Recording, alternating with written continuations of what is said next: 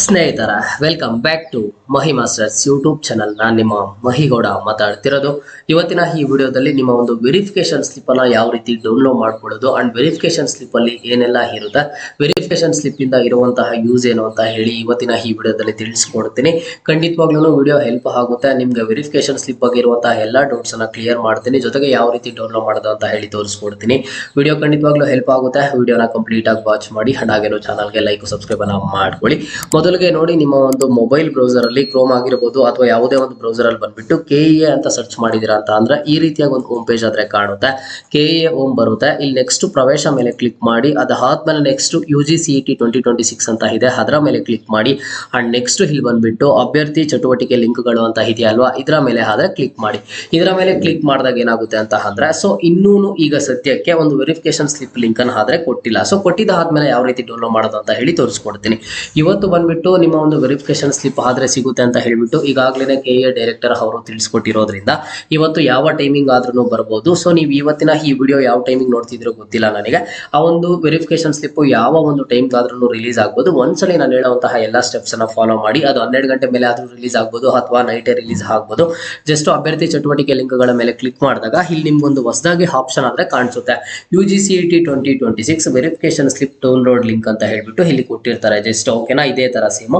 ಅವಾಗ ಏನ್ ಮಾಡ್ತೀರಾ, ಆ ಒಂದು ಲಿಂಕ್ ಮೇಲೆ ಆದ್ರೆ ಕ್ಲಿಕ್ ಮಾಡ್ತೀರಾ. ಆ ಲಿಂಕ್ ಮೇಲೆ ಕ್ಲಿಕ್ ಮಾಡಿದಾಗ ನಿಮ್ಗೆ ಏನಾಗುತ್ತೆ ಅಂತ ಅಂದ್ರೆ, ಸೊ ಅಲ್ಲಿ ಲಾಗಿನ್ ID ಅಂಡ್ ಹಾಗೇನು ಪಾಸ್ವರ್ಡ್ ಅನ್ನ ಕೇಳ್ತಾರೆ. ನಿಮ್ಮ ಒಂದು ಅಪ್ಲಿಕೇಶನ್ ನಂಬರ್ ಜೊತೆಗೆ ನೀವೇನ್ ಪಾಸ್ವರ್ಡ್ ಅನ್ನ ಕ್ರಿಯೇಟ್ ಮಾಡಿದ್ರ ಆ ಪಾಸ್ವರ್ಡ್ ಅನ್ನ ಅಲ್ಲಿ ಎಂಟರ್ ಮಾಡಿ, ಕ್ಯಾಪ್ಚಾ ಅನ್ನ ಎಂಟರ್ ಮಾಡಿದ್ರ ನೆಕ್ಸ್ಟ್ ನಿಮ್ಗೆ OTP ಆದ್ರೆ ನಿಮ್ಮ ರಿಜಿಸ್ಟರ್ಡ್ ಮೊಬೈಲ್ ನಂಬರ್ಗೆ OTP ಬರುತ್ತೆ. ಆ ಒಂದು OTP ಅನ್ನ ಸಬ್ಮಿಟ್ ಮಾಡಿದ್ರ ಅಂತ ಅಂದ್ರೆ ವೆರಿಫಿಕೇಶನ್ ಸ್ಲಿಪ್ ಕಂಪ್ಲೀಟ್ ಆಗಿ PDF ಆದ್ರೆ ಬರುತ್ತೆ. ಸೊ ಆ ವೆರಿಫಿಕೇಶನ್ ಸ್ಲಿಪ್ ಕಂಪ್ಲೀಟ್ ಆಗಿ PDF ಬಂದಾಗ ನೀವು ಆ PDF ಅಲ್ಲಿ ಏನೆಲ್ಲ ಚೆಕ್ ಮಾಡ್ಕೋಬೇಕು ಅಂತ ಅಂದ್ರೆ, ಮೊದಲಿಗೆ ನೋಡಿ ಅದರಲ್ಲಿ ಏನೆಲ್ಲ ಇನ್ಕ್ಲೂಡ್ ಆಗಿರುತ್ತೆ ಅಂತ ಹೇಳ್ತೀನಿ. ನೆಕ್ಸ್ಟ್ ನಿಮ್ಗೆ ಆಪ್ಷನ್ ಎಂಟ್ರಿ ಏನ್ ಸ್ಟಾರ್ಟ್ ಆಗುತ್ತೆ, ಆ ಒಂದು ಆಪ್ಷನ್ ಎಂಟ್ರಿ ಸ್ಟಾರ್ಟ್ ಆದಾಗ ನಿಮಗೆ ಬೇಕಿರುವಂತಹ option entry CET number, option entry counselling number ಅಂತ ಈ ರೀತಿಯಾಗಿ ಅಲ್ಲ ಆದ್ರೆ ಅದ್ರಲ್ಲಿ ಮೆನ್ಷನ್ ಆಗಿರುತ್ತೆ. ಅದು ನಿಮಗೆ ಇಂಪಾರ್ಟೆಂಟ್. ಇಲ್ಲ ಅಂತಂದ್ರೆ ನೀವು ಆಪ್ಷನ್ ಎಂಟ್ರಿ ಮಾಡೋದಕ್ಕೆ ಆಗೋದಿಲ್ಲ. ಅಂಡ್ ಜೊತೆಗೆ ನಿಮ್ಮ ಎಲ್ಲ ಒಂದು ಪರ್ಸನಲ್ ಡೀಟೇಲ್ಸ್, ನಿಮ್ಮ ಒಂದು ಮಾರ್ಕ್ಸ್ ಆಗಿರಬಹುದು, ನಿಮ್ಮ ಒಂದು ರ್ಯಾಂಕಿಂಗ್ ಆಗಿರಬಹುದು, ಎಲ್ಲಾನು ಮೆನ್ಷನ್ ಆಗಿರುತ್ತೆ.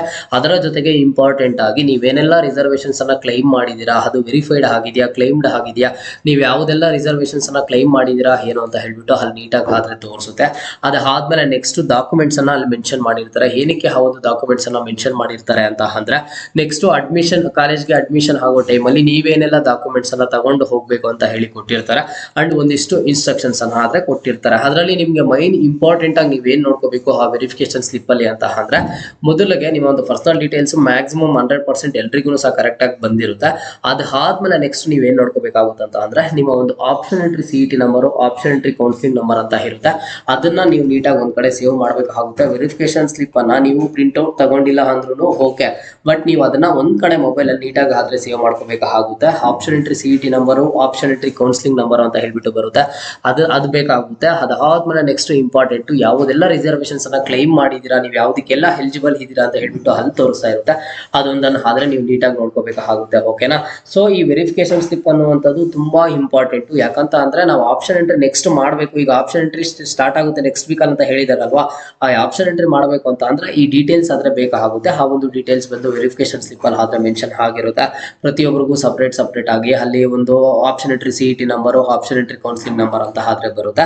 ಜಸ್ಟ್ ಈಗ ಲಿಂಕ್ ಬಿಟ್ಟಿದ ತಕ್ಷಣ UGCET 2026 ಮೇಲೆ ಕ್ಲಿಕ್ ಮಾಡ್ತೀರಾ, ಆ ವೆರಿಫಿಕೇಶನ್ ಸ್ಲಿಪ್ ಡೌನ್ಲೋಡ್ ಲಿಂಕ್ ಅನ್ನು ಆದ್ರೆ ಮಾಡ್ಕೋತೀರಾ. ನಿಮ್ಗೆ ನೋಡಿ ಸಾಕಷ್ಟು ಜನ ಪ್ರಿಂಟ್ ಔಟ್ ತಗೋಬೇಕಾ ಏನು ಅಂತ ಹೇಳಿ ಕೇಳ್ತಿದ್ದಾರೆ. ಈಗ ಸದ್ಯಕ್ಕೆ ಆಪ್ಷನ್ ಎಂಟ್ರಿಗೆ ಯಾವುದೇ ತರಹದ ಪ್ರಿಂಟ್ ಔಟ್ ಅವಶ್ಯಕತೆ ಇಲ್ಲ. ಯಾವಾಗ ಅಡ್ಮಿಷನ್ಗೆ ಹೋಗ್ತಿರೋ at the time of admission ಅವಾಗ ಬೇಕೇ ಬೇಕಾಗುತ್ತೆ. ಅವಾಗ ಕಾಲೇಜ್ ಅವ್ರು ಕೇಳ್ತಾರೆ, ನೀವು ಕಂಪಲ್ಸರಿ ವೆರಿಫಿಕೇಶನ್ ಸ್ಲಿಪ್ ಸಹ ಕೊಡಬೇಕಾಗುತ್ತೆ. ಓಕೆನಾ. ಸೊ ವೆರಿಫಿಕೇಶನ್ ಸ್ಲಿಪ್ ಡೌನ್ಲೋಡ್ ಮಾಡುವಂತದ್ದಾಗ್ಲಿ ಅಥವಾ ಅದನ್ನ ಕ್ರಾಸ್ ವೆರಿಫೈ ಮಾಡುವಂತದ್ದಾಗ್ಲಿ ಏನ್ ತುಂಬಾ ದೊಡ್ಡ ಪ್ರಾಬ್ಲಮ್ ಏನಲ್ಲ, ಸಿಂಪಲ್ ಆಗೇ ಇರೋದ. ಇವತ್ತು ಹೇಳಿದರೆ ನಾನು ವಿಡಿಯೋ ಮಾಡ್ತಿರುವಂತಹ ಟೈಮ್ ಬಂದ್ಬಿಟ್ಟು 10:30 ಆಗಿದೆ. ಸದ್ಯಕ್ಕೆ ಇನ್ನು KEA ವೆಬ್ಸೈಟ್ ಅಲ್ಲಿ ಆದ್ರೆ ಅಪ್ಡೇಟ್ ಆಗಿಲ್ಲ.